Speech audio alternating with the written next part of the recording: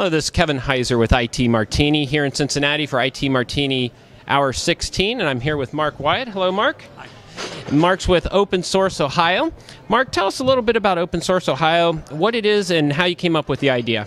Sure. Open Source Ohio is a way for displaced workers and college students to get involved in projects with open source software.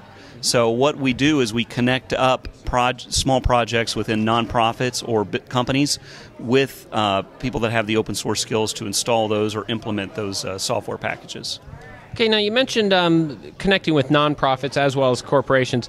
Is Open Source Ohio a for-profit or nonprofit organization?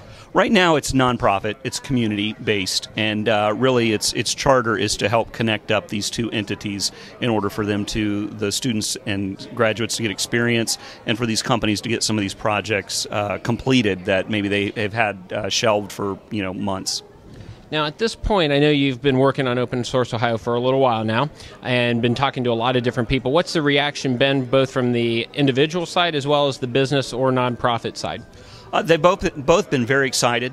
The students are very excited to get real-world experience, and the companies are excited to do this as a way to augment or be an alternative to a co-op or internship, so it's project-based. Excellent. Is there any particular projects that have taken place so far through Open Source Ohio that might be really interesting or exciting or something that businesses have been able to leverage? Yeah, we have. We've actually completed 5 projects. Several of them have actually been startup initiatives. So we've been able to facilitate some ideas that people have given us that they want to start up certain initiatives or companies. And so we use the Open Source Ohio and some of the software that we have to actually execute and start to implement some of those ideas.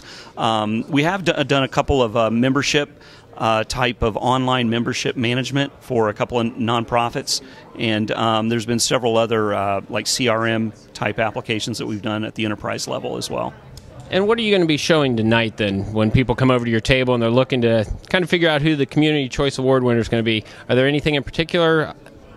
I'm going to showcase the 3 or 4 startup initiatives that we have that are really exciting and are starting to take off, and how we're using open source software to facilitate those ideas.